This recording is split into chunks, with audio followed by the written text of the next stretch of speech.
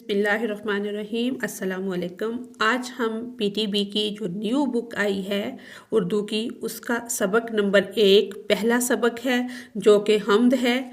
आज हम इसकी तशरीह करेंगे। मकासद तदरीस जो हैं, हासिलात ताल्लुम या स्टूडेंट्स जो लर्निंग आउटकम है वो इसमें ये है। यहाँ से इसकी ये नज़म शुरू हो रही है। ये बंद की शक्ल में है। पहला बंद हम इसका पढ़ते हैं।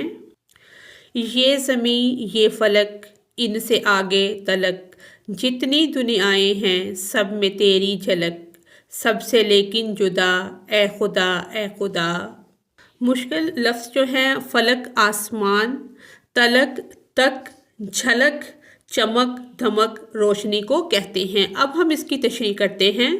पहले हम इसके मफ़हूम को देखते हैं। शायर कहता है कि ये ज़मीन और आसमान और इनसे भी आगे जितनी भी दुनियाएं मौजूद हैं, इन सब में अल्लाह ताला की कुदरत और शान की झलक नुमायां है।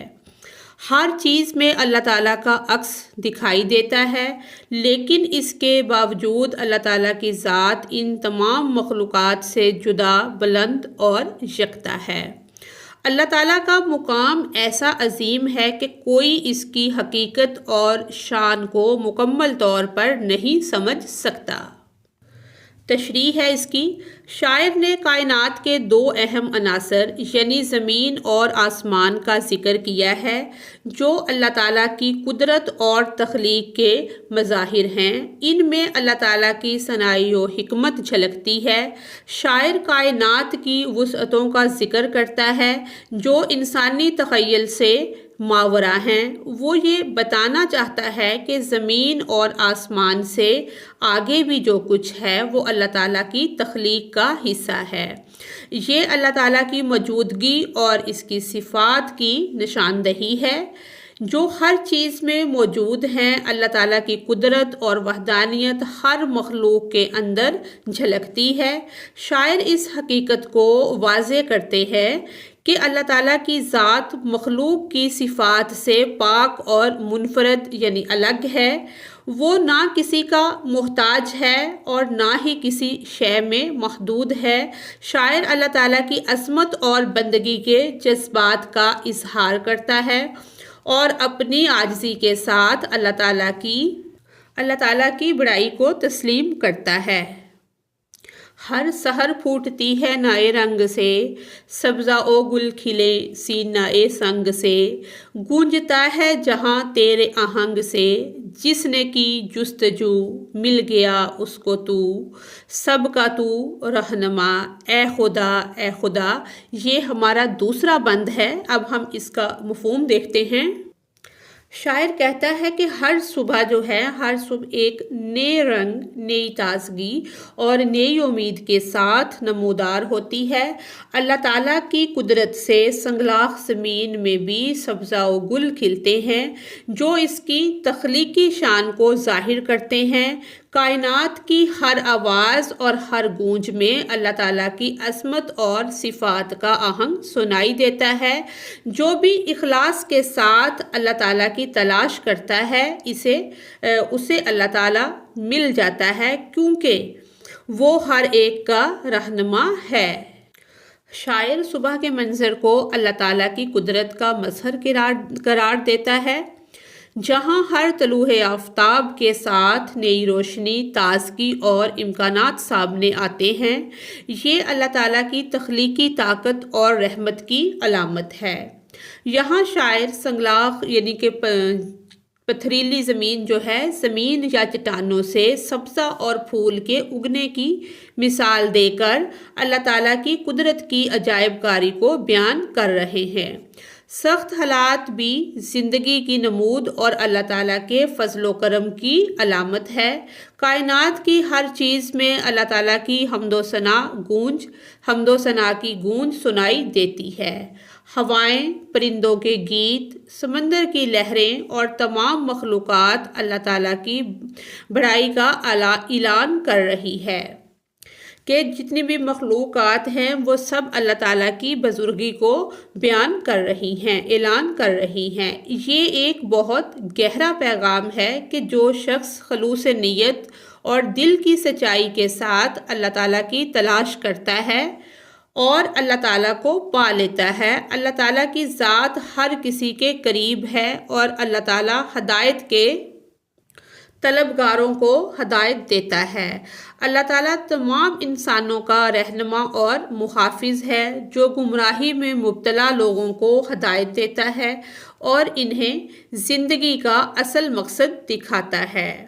یہ الفاظ اللہ تعالیٰ کی عظمت اور اس سے تعلق کو دل سے پکارنے کا اظہار ہیں۔ شاعر اپنی عاجزی اور اللہ تعالیٰ کی شان کا اعتراف کرتے ہوئے اسے خراج تحسین پیش کرتا ہے۔ بند نمبر 3 ہے، ہر ستارے میں آباد ہے ایک جہاں، چاند سورج تیری روشنی کے نشاں، پتھروں کو بھی تو نے عطا کی زباں، جانور آدمی کر رہے ہیں سبھی تیری حمد و ثنا، اے خدا اے خدا۔ مفہوم اس کا یہ ہے، اس بند میں شاعر اللہ تعالیٰ کی بے مثال تخلیقی قدرت اور عظمت کو بیان کرتا ہے۔ ہر ستارے میں ایک الگ جہان آباد ہے اور چاند و سورج اللہ تعالیٰ کی روشنی اور قدرت کی نشانیاں ہیں۔ اللہ تعالیٰ نے پتھروں کو بھی زبان دی ہے اور تمام مخلوقات چاہے وہ جانور ہوں یا انسان اللہ تعالیٰ کی حمد و ثنا کر رہی ہیں۔ یہ بند اللہ تعالیٰ کی قدرت اس کی صفات اور کائنات کے ہر ذرے میں اس کی موجودگی کا اعتراف کرتا ہے۔ تشریح اس کی یہ ہے، شاعر کہتا ہے کہ کائنات میں موجود ہر ستارہ اپنی جگہ ایک الگ دنیا کا منظر پیش کرتا ہے۔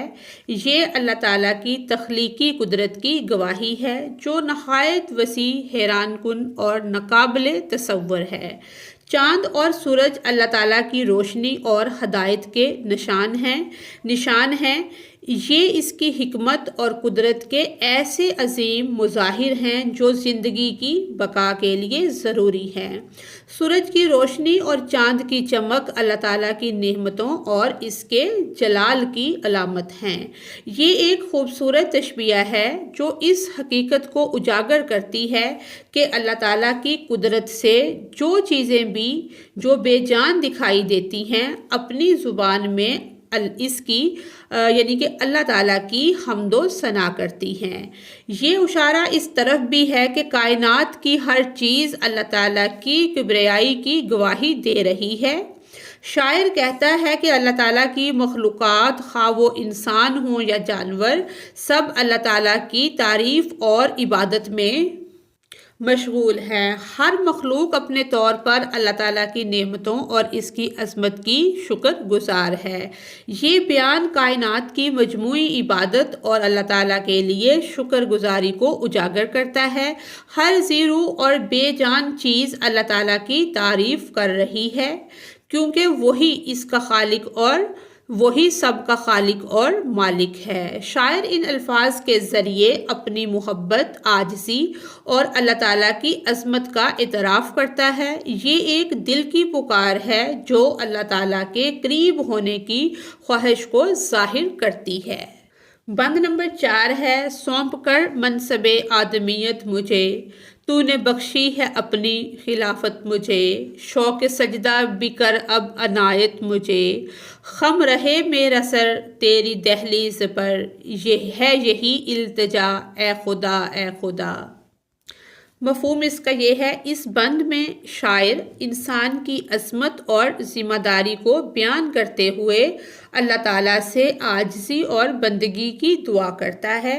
شاعر کہتا ہے کہ اللہ تعالیٰ نے انسان کو ایک خاص منصب یعنی آدمیت کا کہ انسان بنایا ہے، آدمیت کا شرف اور خلافت عطا کی ہے جو نہایت بڑی نعمت اور ذمہ داری ہے۔ وہ اللہ تعالیٰ سے درخواست کرتا ہے کہ اسے سجدے کی توفیق بھی عطا ہو تاکہ اس کا سر ہمیشہ اللہ تعالیٰ کی دہلیز پر جھکا رہے۔ شاعر کی التجا عاجزی، شکر گزاری اور اللہ تعالیٰ کی عبادت کے شوق کا اظہار ہے۔ تشریح، انسان یعنی کہ اشرف المخلوقات ہونے کا جو شرف حاصل ہے اس کا ذکر ہے۔ شاعر انسان کے اشرف المخلوقات ہونے کا ذکر کرتا ہے۔ اللہ تعالیٰ سے انسان کو دیگر مخلوقات پر فضیلت دی اور اسے علم، شعور اور سوچنے سمجھنے کی صلاحیت عطا کی۔ یہ آدمیت کا منصب ہے جو انسان کو باقی مخلوقات سے ممتاز کرتا ہے۔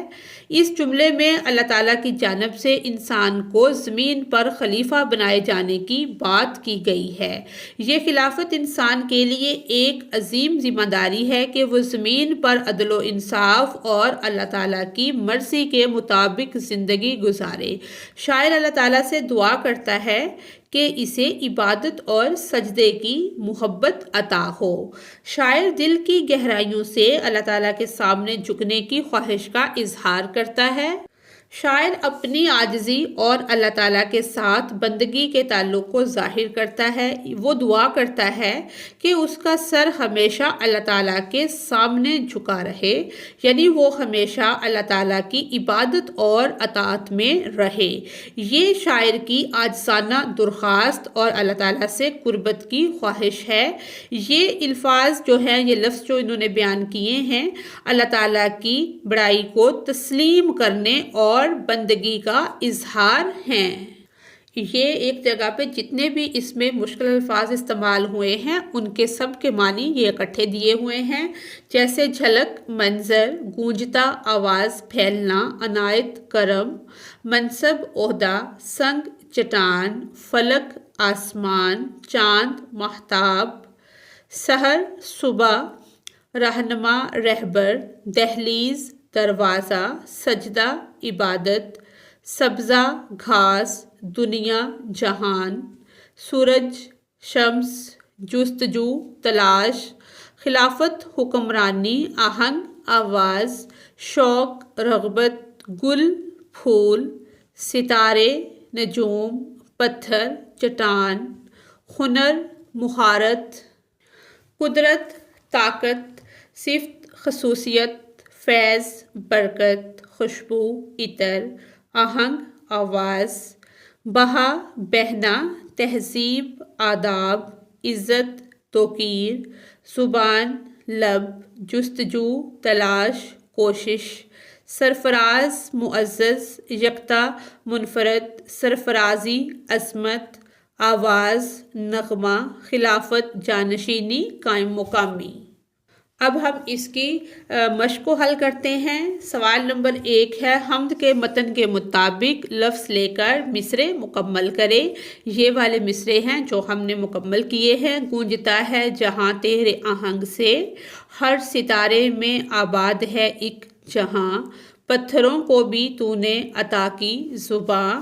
اسی طرح سونپ کر منصب آدمیت مجھے، شوق سجدہ بھی کر اب عنایت مجھے۔ یہ ہمارے کمپلیٹ ہو گئے ہیں۔ سوال نمبر 2 ہے، جو مختصر سوال ہے ان کے ہم نے جواب لکھنے ہیں۔ پہلا سوال ہے، شاعر کے نزدیک ہر سحر کس رنگ میں پھوٹتی ہے؟ شاعر کے نزدیک ہر سحر جو ہے وہ نئے رنگ سے پھوٹتی ہے، جو اللہ تعالیٰ کی تخلیق کی جدت اور خوبصورتی کو ظاہر کرتی ہے۔ دوسرا سوال ہے، یہ جہاں ہر دم کس کے آہنگ سے گونجتا ہے؟ اس کا جواب ہے، یہ جہاں ہر دم اللہ تعالیٰ کے آہنگ سے گونجتا ہے، جو کائنات کی ہم آہنگی اور نظام کو نمایاں کرتا ہے۔ سوال نمبر 3 ہے، حیوانات و جمادات کس کی حمد و ثنا کرتے ہیں؟ اس کا جواب ہے، حیوانات اور جمادات سب اللہ تعالیٰ کی حمد و ثنا کرتے ہیں، کیونکہ وہی مخلوقات کا خالق اور پالنے والا ہے۔ آگے سوال نمبر 4 ہے، اللہ تعالیٰ نے اپنی خلافت کا منصب کسے عطا کیا ہے؟ اللہ تعالیٰ نے اپنی خلافت کا منصب انسان کو عطا کیا ہے تاکہ وہ زمین پر اس کی مرضی کے مطابق زندگی گزارے۔ لاسٹ والا کوسچن ہے ہمارا، شاعر باری تعالیٰ سے یعنی کہ اللہ تعالیٰ سے شوق سجدہ کا طلبگار کیوں ہے؟ شاعر باری تعالیٰ سے شوق سجدہ کا طلبگار ہے، اس لیے ہے تاکہ اس کا سر ہمیشہ اللہ تعالیٰ کی دہلیز پر جھکا رہے اور وہ اپنے خالق کا، پیدا کرنے والے کا شکر ادا کرے۔ اگلا سوال ہے، حمد کے متن کے مطابق کالم یہ والا کالم جو ہے یہ ہمارا الف کالم ہے، اور میں دیے گئے الفاظ کو کالم بے کے متعلقہ الفاظ سے ملائیں۔ ان دونوں کالم کو ہم نے آپس میں میچ کرنا ہے۔ یہ والے لفظ آگے پیچھے لکھے گئے ہیں، تو یہ ان کا جوابی کالم ہے جس میں ان کے صحیح جواب ہیں۔ سوال نمبر 4 ہے، اعراب لگا کر درست تلفظ واضح کریں۔ یہ والے لفظ ہیں، ان کے اوپر اعراب لگانی ہے اور ان کا جو صحیح تلفظ ہے اس کو واضح کرنا ہے۔ یہ ان کے اوپر اعراب لگ گئی ہیں یہاں تک، اور یہ ان کا جو درست تلفظ ہے اس کو لکھ دیا گیا ہے۔ اس کے بعد ہے اصناف نظم بے لحاظ موضوع کے لحاظ سے جو نظم کی قسمیں ہیں وہ کون کون سی ہیں۔ سب سے پہلے حمد ہے، مناجات ہے، نعت ہے اور منقبت ہے۔ ان سب کی تعریفیں جو یہ لکھی ہوئی ہیں یہ ہم یاد کر لیں گے۔ سوال اس میں یہ ہے کہ کتاب میں شامل حمد کی روشنی میں حمد اور مناجات، ان میں ہم نے جو فرق ہے وہ واضح کرنا ہے کہ فرق واضح کریں۔ یہ دونوں کی ہم نے تعریفیں لکھی ہیں کہ حمد سے مراد ایسی نظم یا اشعار ہیں جن میں اللہ تعالیٰ کی عظمت، بڑائی اور صفات کو بیان کرتے ہیں۔ اس کی تعریف و ثنا کی جائے جس میں اللہ تعالیٰ کی تعریف کی جائے۔ حمد کا مقصد اللہ تعالیٰ کی حمد و ثنا بیان کر کے اس کی الوحیت کا اعتراف کرنا ہے۔ الوحیت کا مطلب کہ اللہ تعالیٰ اپنی ذات و صفات میں یکتا ہے، اور مناجات ایسی نظم یا اشعار کو کہتے ہیں جس میں بندہ اللہ تعالیٰ کی حمد و ثنا کے ساتھ اپنی عاجزی اور انکساری کا اظہار کرتا ہے اور دعا یا التجا کے ذریعے کچھ طلب کرتا ہے۔ یہ فرق بھی لکھا ہے، حمد میں اللہ تعالیٰ کی بڑائی اور صفات بیان کی جاتی ہیں، جبکہ مناجات میں بندہ اللہ تعالیٰ سے گفتگو کے انداز میں اپنی حاجات پیش کرتا ہے اور اس سے کچھ طلب کرتا ہے۔ یہ اس میں فرق ہے۔ آگے نظم کا مرکزی خیال ہے۔ ہم نظم کا مرکزی خیال بھی اور خلاصہ بھی دیکھتے ہیں۔ یہ ہے حمد کا مرکزی خیال۔ مظفر وارثی نے یہ نظم جو حمد ہم نے پڑھی ہے یہ لکھی ہے۔ مظفر وارثی کی حمد کا مرکزی خیال اللہ تعالیٰ کی بے پناہ عظمت اور اس کی تخلیق کی بے مثال قدرت کو بیان کرنا ہے۔ شاعر نے اللہ تعالیٰ کی صفات کو اجاگر کرتے ہوئے دنیا کے ہر کونے، ہر موجودات اور ہر نظام میں اس کی موجودگی کی جھلک دیکھی ہے۔ اللہ تعالیٰ کی قدرت کا اظہار قدرتی مظاہر جیسے زمین، آسمان، سورج، چاند، ستارے، پھول اور پتھروں میں نظر آتا ہے، جو سب اللہ تعالیٰ کی تخلیق اور حکمت کا مظہر ہیں۔ اب ہم خلاصہ دیکھتے ہیں۔ حمد کا خلاصہ: اس نظم میں شاعر اللہ تعالیٰ کی عظمت کا ذکر کرتے ہوئے دنیا اور کائنات کی تخلیق کے مختلف پہلوؤں کو بیان کرتے ہیں۔ شاعر کا کہنا ہے کہ اللہ تعالیٰ کی تخلیقی قوت، پیدا کرنے کی قوت جو ہے، اور اس کی صفات ہر جگہ پھیلی ہوئی ہیں، اور ہر موجود چیز میں اللہ تعالیٰ کی ہدایت اور نشانیاں موجود ہیں۔ شاعر اللہ تعالیٰ سے اپنی عاجزی اور انکساری کا اظہار کرتے ہیں اور دعا کرتے ہیں کہ انہیں سجدہ کرنے کی توفیق ملے اور اللہ تعالیٰ کی رہنمائی حاصل ہو۔ اس نظم میں اللہ تعالیٰ کی حمد و ثنا کا پیغام ہے کہ اللہ تعالیٰ ہی سب کا رہنما اور مالک ہے۔ یہ مظفر وارثی کا انٹروڈکشن ہے، کیونکہ اس میں سے بھی MCQs ٹائپ کویسچن آ سکتے ہیں، اس کو بھی ہم پڑھ لیتے ہیں۔ مظفر وارثی 1933 کو پیدا ہوئے اور وفات انہوں نے 2011 کو پائی۔ ان کا جو پورا نام ہے محمد مظفر الدین احمد صدیقی، اور جو ان کا قلمی نام ہے جو انہوں نے اپنے شاعری میں، اپنی نظموں میں استعمال کیا ہے، وہ ہے مظفر وارثی۔ ابتدائی زندگی: مظفر وارثی ایک ممتاز شاعر، مضمون نگار اور گیت نگار تھے، جن کی پیدائش 1933 کو بھارت کے شہر मेरठ में हुई। उन्होंने उर्दू अदब में एक ख़ास मुकाम हासिल किया और अपनी तख्लीक़ात के ज़रिए उर्दू शायरी को नई जिहतें दी। अदबी खिदमात। मुज़फ़्फ़र वारसी की शायरी की खसूसियात इनके मुनफ़रद असलूब में है, जो नज़म और गज़ल दोनों में नुमायाँ है। इनकी शायरी में मुहब्बत, अक़ीदत और ज़िंदगी के मुख्तलिफ़ पहलुओं की अक्कासी मिलती है। उन्होंने ख़ास तौर पर नात गोई में शोहरत हासिल की, जहां उन्होंने अपनी मशहूर कुन आवाज़ में नातें पेश की जो सुनने वालों के दिलों को छू गई, यानी कि बहुत मशहूर हुए। आगे है फ़िल्म की दुनिया, फ़िल्मी दुनिया में किरदार। मुज़फ़्फ़र वारसी ने सिर्फ नातिया शायरी ही नहीं की, बल्कि फ़िल्मों के लिए भी गीत लिखे। इनके गीतों ने न सिर्फ अवामी मकबूलियत हासिल की, बल्कि इनकी तख्लीकी सलाहियतों का भी भरपूर इजहार किया।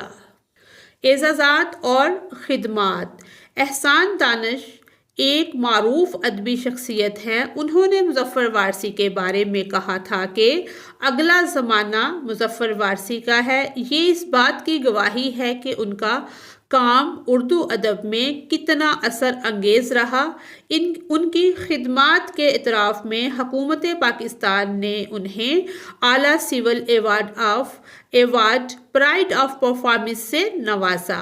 मशहूर तसानीफ़।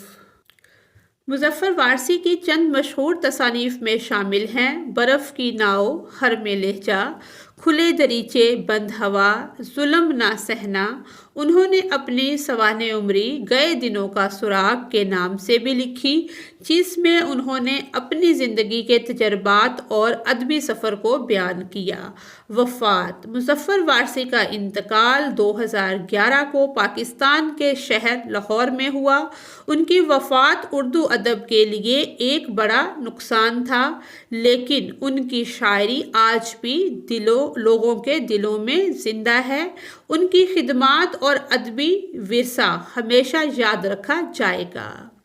इसी के साथ ही हमारी आज की वीडियो मुकम्मल होती है। अगर आपको मेरी वीडियो से कोई रहनुमाई मिल रही है तो मेरी वीडियो को लाइक और चैनल को सब्सक्राइब करें। Thanks for watching us.